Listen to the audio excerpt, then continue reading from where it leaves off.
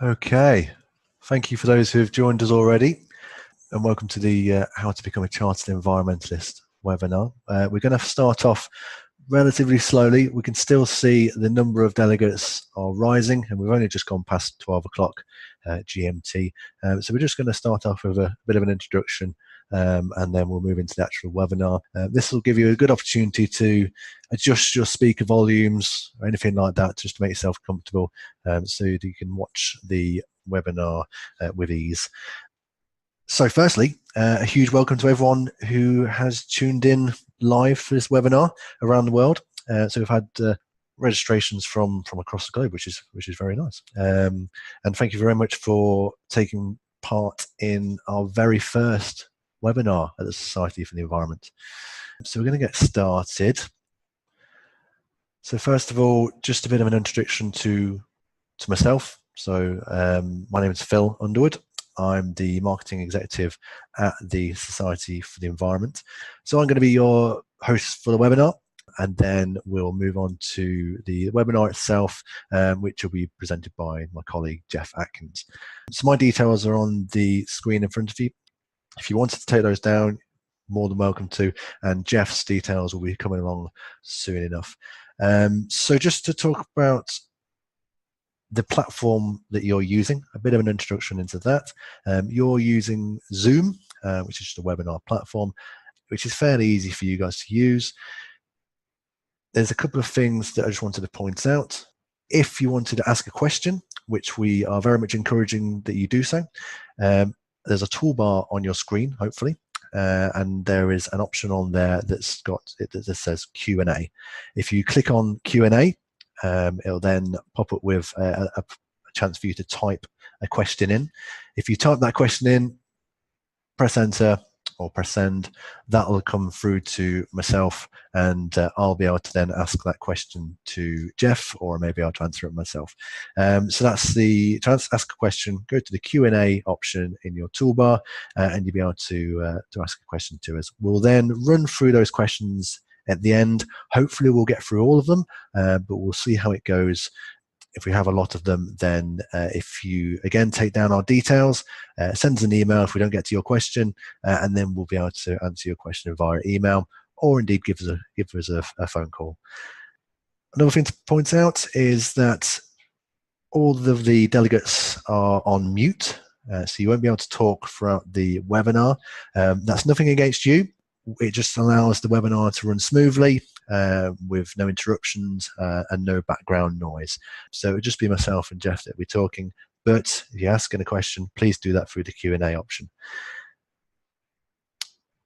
Also, the webinar is being recorded, so a recording of the webinar will be available to you at the end. It will be available via our website and through our YouTube channel. We don't currently have the YouTube channel, but there will be one created for our webinars. So you'll be able to access it there.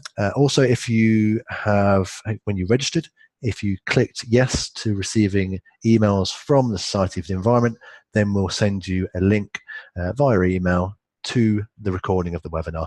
So if you've missed anything throughout the webinar, if you wanted to look back at contact details or any specific element of how to become a Chartered Environmentalist, have a look at the recording, and if you've got any questions after that, then use the contact details and give us a call or an email, and we should be able to help you out.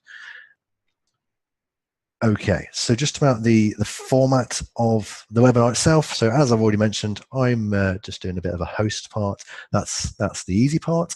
Luckily for me, Geoff is the one that's doing the webinar itself and then answering the questions. So I'll be introducing things for now, and then passing over to Geoff, who will run through how to become a Chartered Environmentalist. And we've allowed a reasonable amount of time at the end for questions. So again, please ask questions if you have them, and we'll run through those at the end of the webinar. Okay, so just a bit of an introduction into the Society for the Environment. So that's who we are. So the Society holds a Royal Charter, which we were awarded in 2004. We are the custodian of 2 professional registers or registrations. That's the Chartered Environmentalist or CEnv register, and the Registered Environmental Technician, or CEnv Tech Register. However, the Society operates as an umbrella organisation. We currently have 25 professional bodies as constituent bodies. We have 24 of those that are licensed to award the Chartered Environmentalist registration. And these professional bodies, they come from a wide range of industries and sectors, but we'll discuss those throughout the webinar. The number of experts registered as Chartered Environmentalists currently stands at just under 7,300 worldwide. And we also recognise exceptional contributions of currently 71 individuals by awarding them with an honorary fellowship of the Society. So that's a bit of a background into who the Society are and what we do. Again, if you have any questions about who we are, please ask those questions. Before we move on, if you're interested to hear more about the Registered Environmental Technician, or CEnv Tech Register, please take a look at the upcoming webinars that are on our website. So they might be a useful thing to look at as well. Okay, so that's enough of an introduction from me. We're now going to pass you over to my colleague Geoff Atkins. Geoff is our head of licensing, registration and standards, and he's going to run through the webinar itself, so how to become a Chartered Environmentalist. So over to you, Geoff. Thanks, Phil, and thank you to all of you for joining us for this webinar. A Chartered Environmentalist, CEnv, is a professional who has been registered as such by a licensed body after demonstrating that he or she applies a high level of environmental knowledge, understanding and skills to protect and enhance the environment in a sustainable way. Now, it may not sound like it, but how you become a CEnv is actually a straightforward process, and all the information about the process can be found in the Chartered Environmentalist Practice Direction. However, today, I hope to make it a bit easier to understand and help remove any obstacles you may feel are in your way. I will be explaining the application criteria, the route to registration, a bit about the application process, the PRI, and finishing off with something about the assessment. And as Phil said, there will be ample time at the end of the presentation to answer any of your questions. Currently, we have 24 licensed bodies covering a very wide range of disciplines, and here are their logos.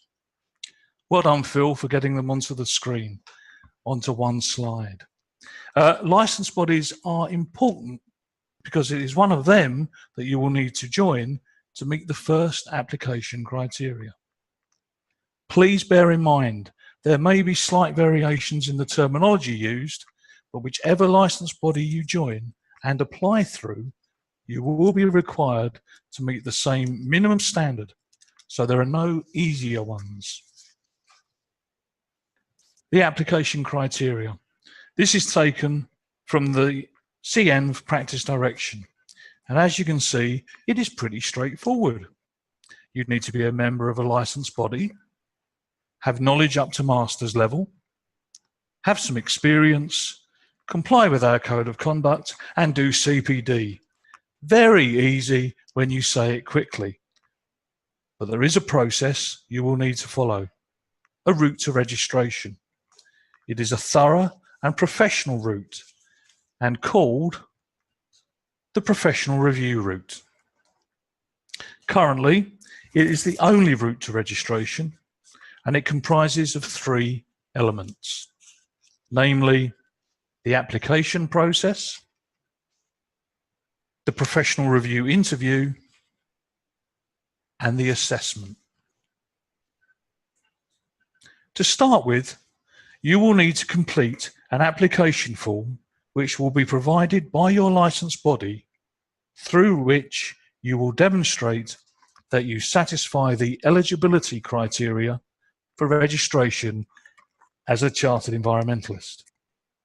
The application form shall also include a commitment to continuing professional development, CPD, and to the Code of Professional Conduct.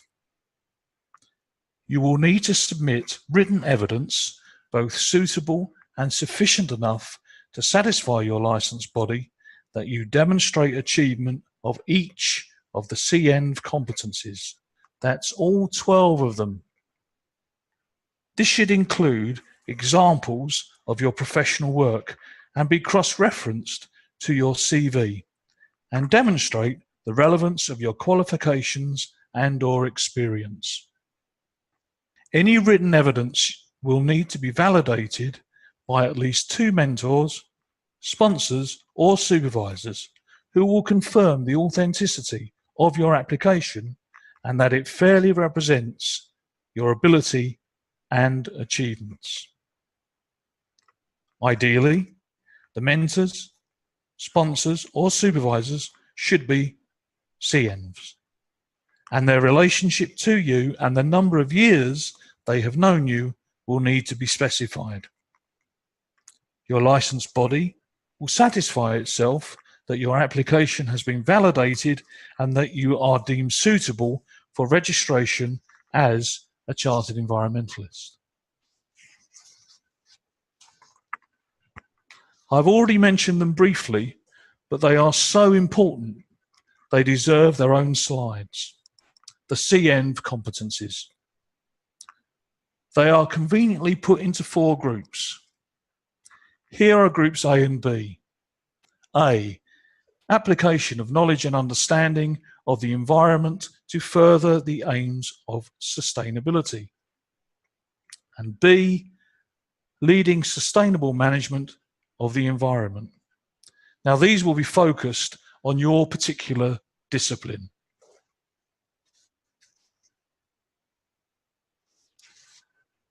And these are groups C and D.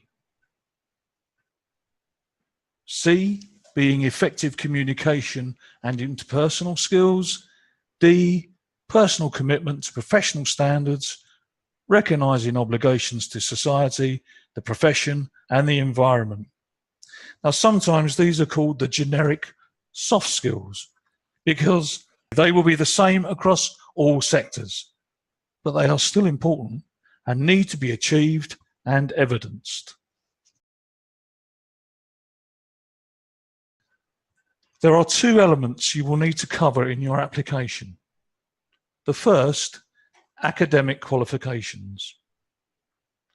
You will need to have acquired knowledge up to master's level, but whether your academic qualifications and their levels are relevant shall be determined by your licensed body.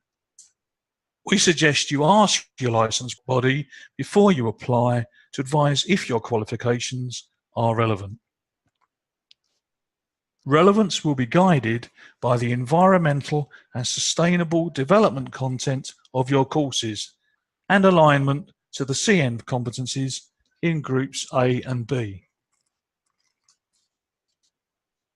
The second element is practical experience.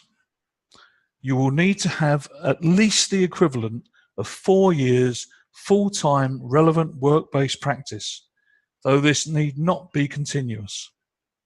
It does need to have a direct and distinct environmental focus and/or context. It may comprise paid employment, voluntary activity, academic work placements, or applied research, but may not include pure academic study only. Experience that develops general professional competencies, for example, general communication and presentation skills, research skills, and project management skills, may be included at the discretion of your licensed body and in proportion to the CEnv competencies. The nature of relevant work-based practice will reflect the domain of each individual licensed body, but it is a requirement that it should be environmental in nature and clearly reflect the CEnv competencies.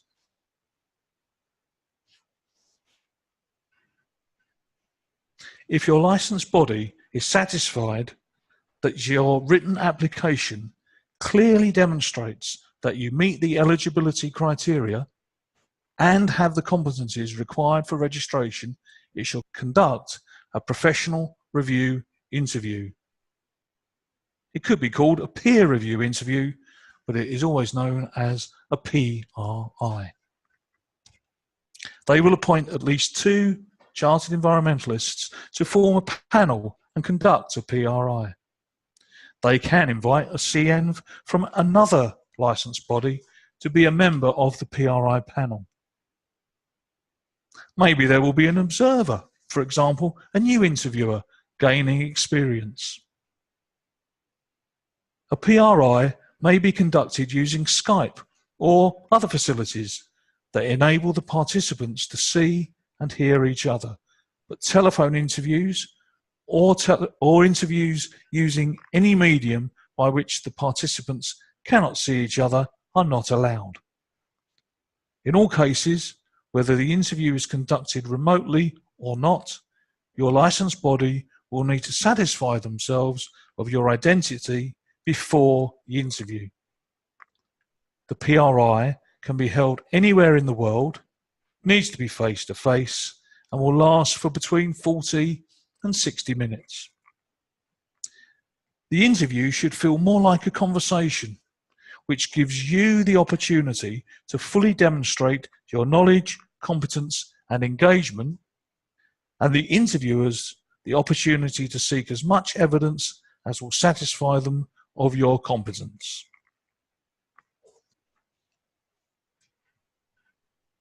The PRI panel will assess you against each of the 12 CEnv competencies, using the evidence obtained from your written submission and your PRI. They may only recommend that you should be registered as a CEnv if satisfied that you have demonstrated all the competencies to a satisfactory level. That's the assessment. And on completion of that assessment, the post-assessment part, when the recommendation of the PRI panel will need to be ratified by the relevant committee, often the membership committee. Then your licensed body will write to you, normally within 3 months, so let you know the outcome.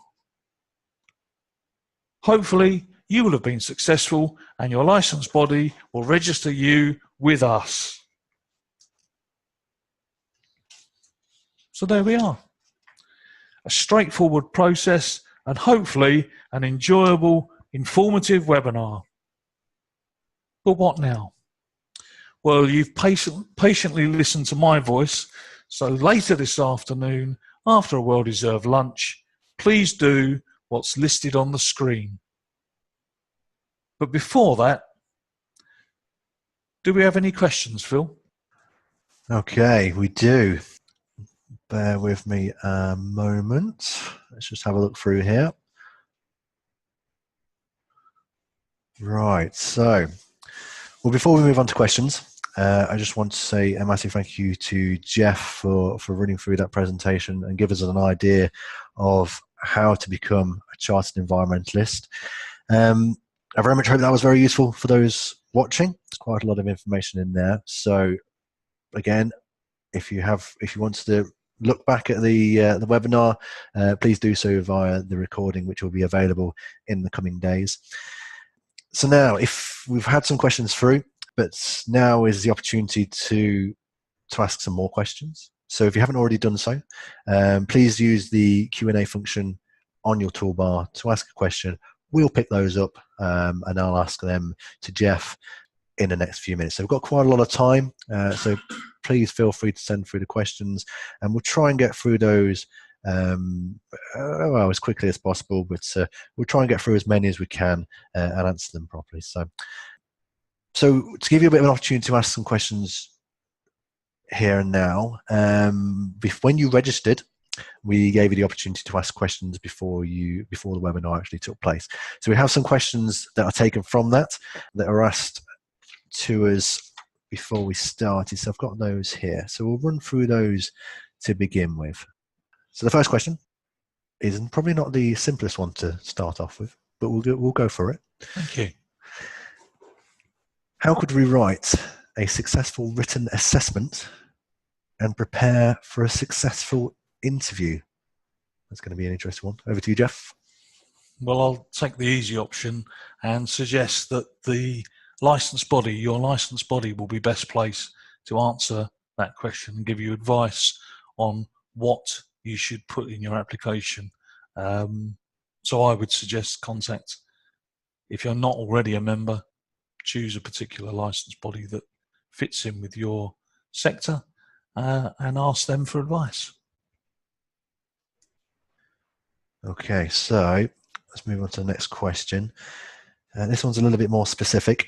I'm currently heading an aerospace engineering team and would like to know what is the process for such people in the aircraft industry to gain CEnv. There you go. Right. Well, we don't actually have the most obvious professional body, which I would suggest is the Royal Aeronautical Society, as a constituent body. So I can't suggest you contact them, but we do have other engineering licensed bodies who might be able to give you advice. Suggest you join them. If that's not successful, I would suggest IEMA, which is the Institute of Environmental Management and Assessment, who might be the place to go. Okay, so I thought I'd start on the tricky ones. Thank you very much. That's okay. So we'll move on. So another question here that we had during the registration is, if you are a member of more than one professional body, does it matter which one you apply to be a chartered environmentalist through? And can you change it after you have registered? As in, can you change the licensed body after you've registered? As I said right at the beginning, all the licensed bodies will assess you to the same minimum against the same minimum standard. So it doesn't really matter which one you actually apply through, but I would suggest that the licensed body that is the most appropriate to your sector, to what you're actually working in, would probably be the best option. And yes, you can transfer your registration from one licensed body to another if you wish to do that. It is possible. Okay, well, we'll keep going through these questions. So these are still ones that have come through via the registration. Just to let you know, if you did ask a question that I'm not asking here through the registration process, it may well be that's because the question's probably been answered during the webinar itself. So we just try not to repeat ourselves too much. So the next question is a two-part question. What does it cost? And how long would it generally take to fully complete the application process? I'm going to answer that question in reverse order. I would suggest that roughly, generally, normally, from application to registration, 6 months. It really depends on how your licensed body structure the assessment process. They might have fixed dates for PRIs, so that might add a little time, or it might actually decrease the time that it takes. But generally, I would say 6 months. Cost, well, we charge for registration. Your licensed body will charge for putting you through the assessment process. Our charges are for initial registration, currently £42, with an annual registration fee of £42. So currently, when you first become a registrant, our fee would be £84 to put you on to the register. In subsequent years, that would only be the renewal fee that you'd pay, which currently is £42. But as I say, your licensed body will no doubt charge, and it might be that you need to become a member, so you might have to pay a membership fee. But there's also the chance they'll charge you for doing the carrying out the assessment process. But our charge in that first year would be £84. So a couple of similar questions there, but not necessarily straightforward answers. But just to add to the how long would it take to be fully completed the application process, there are examples of licensed bodies out there who do things that are called CEnv in a day, which require a reasonable amount of preparation for, but they have the PRI set up that day, and in the morning you go through the written application process. So it can be a relatively quick process, but there's different ways that they do these. But moving on to the next question, what are the benefits of becoming a chartered environmentalist? So I think you can answer that, Phil. I can probably go for that one. You can. Okay, so there's various benefits, as with all professional bodies.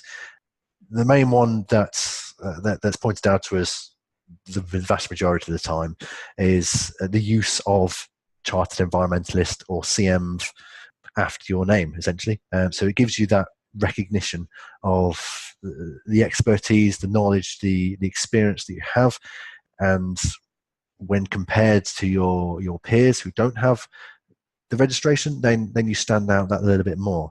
You can use the post-nominals CEnv after your name, which is that initial, it makes people notice you a little bit more potentially. You also get the certificate, which you're more than welcome to display, which is always nice to have on the wall, which is good.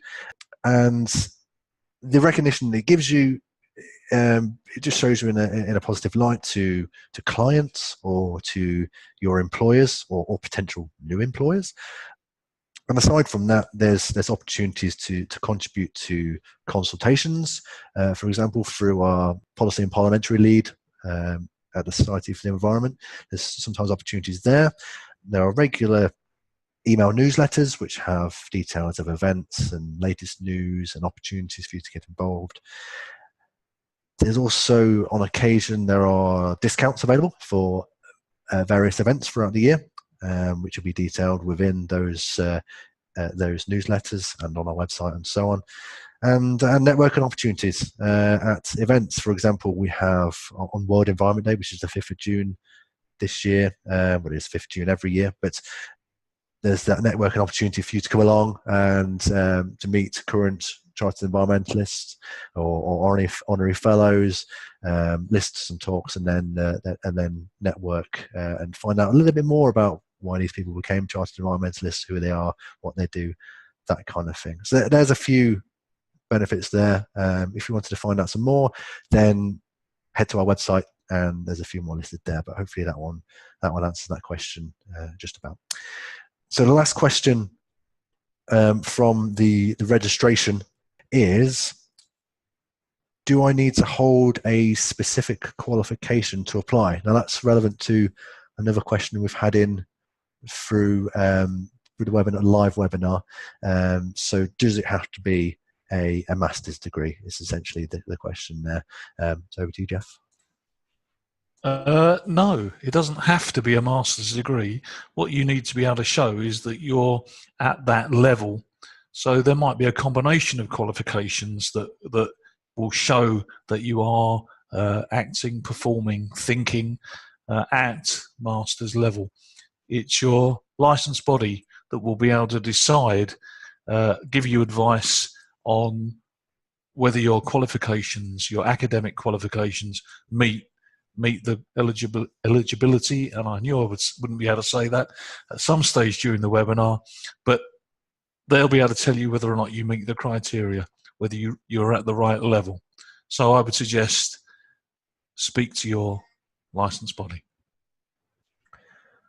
Okay, so we're just going to move on to the questions that have been asked throughout the webinar.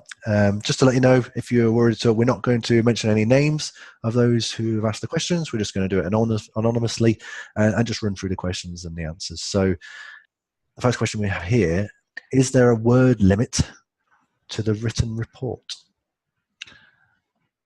There isn't a word limit. I mean, generally speaking, for each competence, the competence statement that you're putting in, it would generally be, from experience with licensed bodies, 200, 400 words, no more. Basically, it's enough to prove, enough evidence to prove that you meet the competence. Okay, next question here. If I became a CEnv, then move to an environmental role in a different sector, can I keep my CEnv registration? Yes. The important thing is to make sure that you continue to meet the competencies, meet the standard. You do that by carrying on with CPD. Okay, we'll just move on to the next question. So next one is, this one's a little bit more specific. We have a team of 12 architects who work specifically on bespoke green buildings, but none of us have CEnv. Is there a method of applying as a company, or is it individuals only? Very often, licensed bodies will have company membership schemes where members can be, people can become members of the licensed body through their company. But actual registration as a chartered environmentalist is an individual process. So each person would need to apply. Okay, so that one's fairly clear. This one, again, we'll move on to the next question. My role isn't specifically environment-based, but I have control over environmental decisions. Could I still be eligible for the Chartered Environmentalist status? Very possibly. There's no reason to suppose you wouldn't be, but, and you can probably guess what I'm going to say, you'd need to speak to your licensed body. They will be able to advise if you have got the, you meet the criteria. Okay, so your licensed bodies are pretty key to this one. Absolutely. Yeah. What happens if my initial application doesn't meet the requirements? Can I apply again straight away? And is there another cost to reapply? You can apply straight away, but I would hope that your licensed body have given you some indication of what the shortfall in your application was, and that might be, oh, you need a bit more experience, or you need another qualification. You may need to just attend a course, but that might take a little bit of time. So, in theory, yes, you can apply straight away, but I would suggest it's unlikely that you would do so. The actual fee for reapplying, well, the Society for the Environment don't charge any fee other than for registration, but your licensed body may charge you another fee for taking another PRI, for example.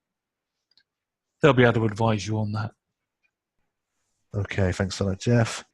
If I'm successful in the application, what do I need to do to keep my chartered status? Very similar answer to the one given previously.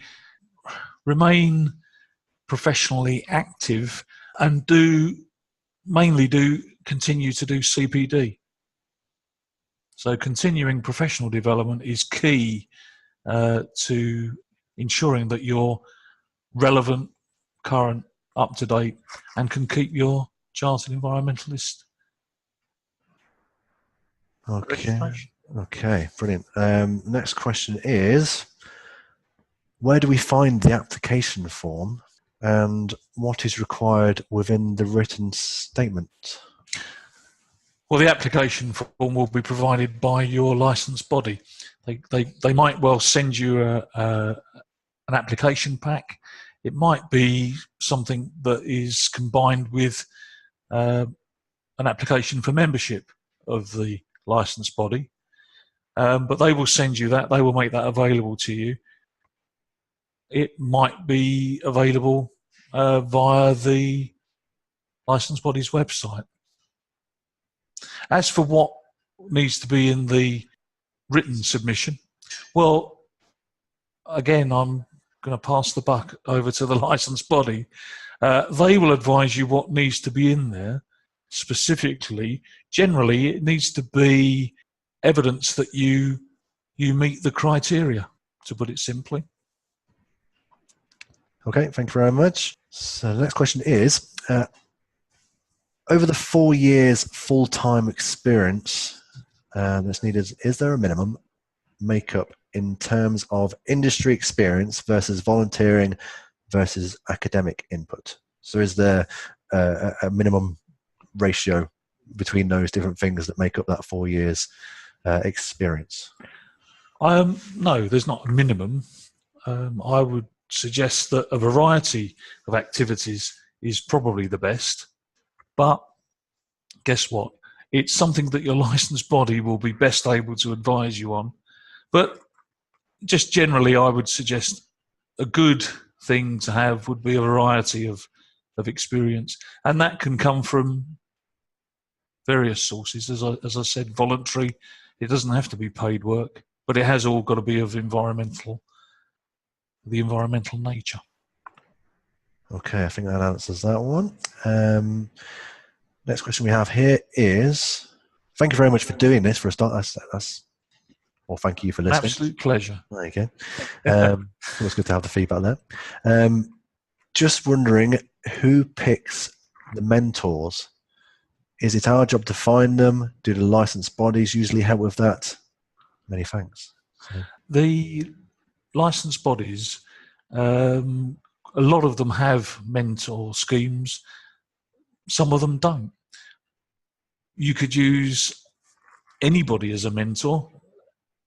Probably if you're going to become or aim to become a chartered environmentalist, someone who has been through the process could probably best advise you what it was like for them, what you might be best doing. It does depend on the licensed body. Some have, as I say, have got mentors which they will allocate to you if you ask for one.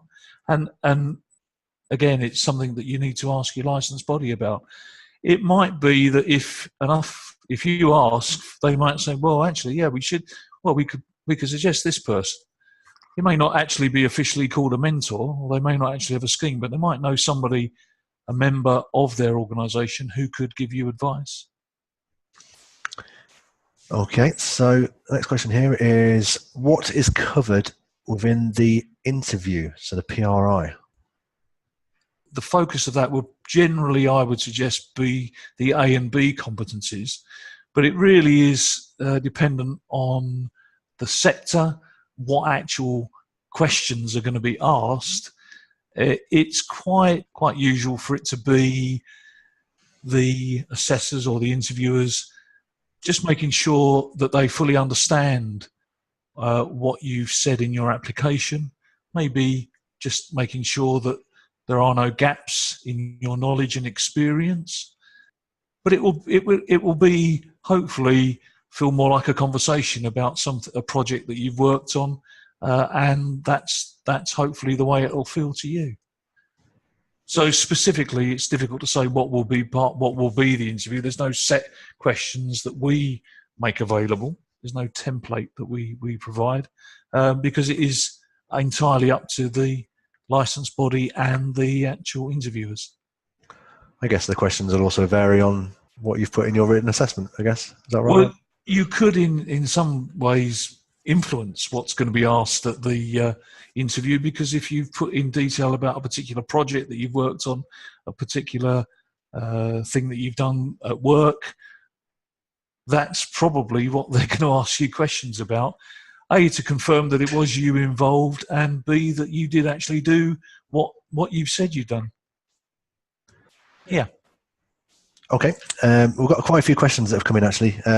So we're going to try and get through them. We've still got a few more minutes left, so we're just going to try and get through these. If we don't get to your questions, then then we apologise. But we'll if you can email us afterwards, we'll try and get an answer to you as soon as we can. But we're just going to try and get through a few more.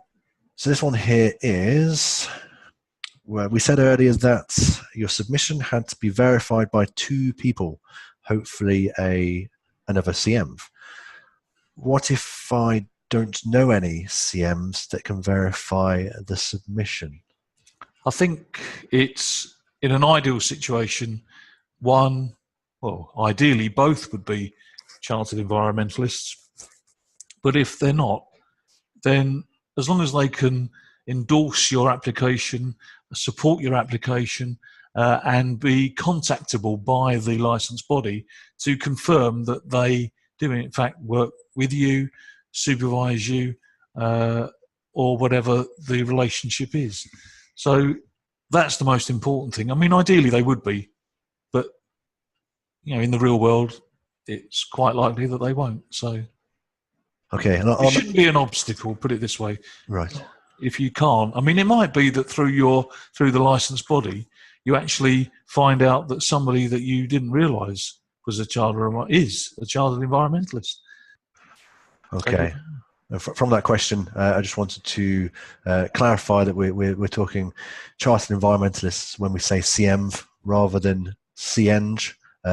Whether that was a typo on the question, I'm not sure. So CEng is chartered engineer, whereas CEnv, which is very similar, is chartered environmentalist. So just to clarify on that, we are talking chartered environmentalists here. However, there's nothing to say that the person who verifies the submission won't be a chartered engineer, because they very well be. So there's no reason why somebody who is a chartered engineer can't be a chartered environmentalist as well.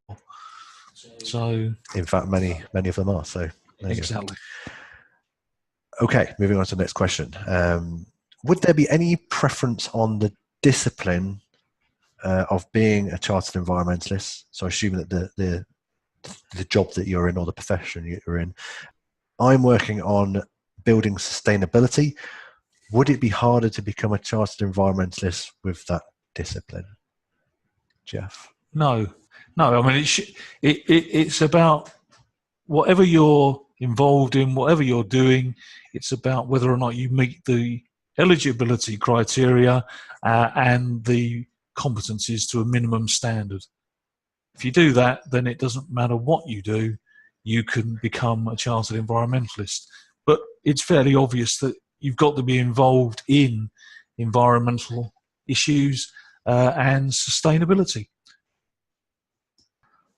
Okay, this isn't a question, but I'm going to read it out anyway. This one says, I'm glad that PRI can be done through Skype as an alternative because of distance and travel implications. For example, this person, I'm not going to say the name, is based in South Africa. So they're quite pleased that we do the PRI via Skype. So thank you very much for sending that. I would just like to say that as long as the technology allows it, and you can be sure that the person that you're interviewing is the person. So they would have to have a photo ID to prove that the person that they're seeing on the screen is the person. It can be done anywhere. I mean, it really is anywhere in the world. So obviously they have to have that. There might be time differences, so it might be a bit tricky to organise that way, but there's no reason why it can't be. And there are licensed bodies that only do interviews by Skype. So it's becoming a more normal thing. Utilising technology to make things happen. It's always good. And if we reduce travel, then that's got to be good for the environment anyway, hasn't it? Like a webinar. Hey. It all links in. It's all full circle. Yes. Right. So a couple of more questions left, and then we'll move on. So this question here is, how many hours of CPD do you need to complete per year for the Chartered Environmentalist registration? Well, we don't set a minimum time. Your licensed body might well set a minimum time. It might be 20 hours, it might be 30 hours, it might be some do a point scoring system. You've got to do 50 points, and attending a one-day seminar might be 10 points, or reading a magazine or a journal might be 3 points. We don't prescribe how much you should do. Enough to meet the standards is what the licensed body decide. So we ask them to decide what the minimum should be. But 20, 30 hours of CPD a year is fairly normal. But they will tell you precisely how much they'd want you to do. Okay, we're going to use the next question as our last question for the webinar. So this last question is, which we may have already covered, so apologies if we have. If I'm successful in the application, what do I need to do to keep my chartered status?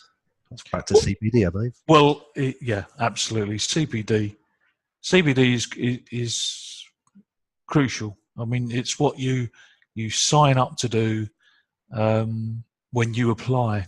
It's one of the things in the initial application that you will agree to do, continuing professional development, and it's how you stay up to date, current, and relevant to the way things are in the world. Come to the end of the questions there. So thank you very much for sending those questions in. It's been really very useful. We weren't expecting quite so many questions, but that's what we're here for. And we are very much quite happy to answer all of those questions. So thank you very much for sending those in. That brings us to the end of the questions. I wanted to point out a few more things. If you wanted to learn a little bit more about becoming a Chartered Environmentalist, then we do have another webinar coming up on the 20th of March, which is titled CEnv Insight, Why Become a Chartered Environmentalist. And that'll just give you a little bit more information about the CEnv status, and the presenters for that will be two Chartered Environmentalists, and they'll give a bit of an insight into why they applied to become a Chartered Environmentalist, what they're doing now, how it's benefited them, and so on. So that might be quite a useful one to join as well. The details are on our website. Head to the website and register just as you did for this webinar. So that one might be of interest. And then I mentioned earlier the World Environment Day conference, which is coming up on the 5th of June. Details of that aren't available yet, but just watch this space. There will be details of that coming up. It's on the 5th of June, and there'll be a number of speakers there. It's on the evening, and a number of awards as well. So registration will be open for that very soon. Just watch out for details. If you said yes to receiving emails from us on your registration, then you're likely to receive an email about World Environment Day and how you can register. And lastly, so this is the very last thing, is to say good luck, really, when applying. If you're applying, hopefully this has helped you in the decision-making process. So good luck with any application. Please fill in the feedback form when it comes to you via email. That'd be really useful for us to improve for the next webinar. But that's about it for now. So good luck, and we'll see you at the next webinar.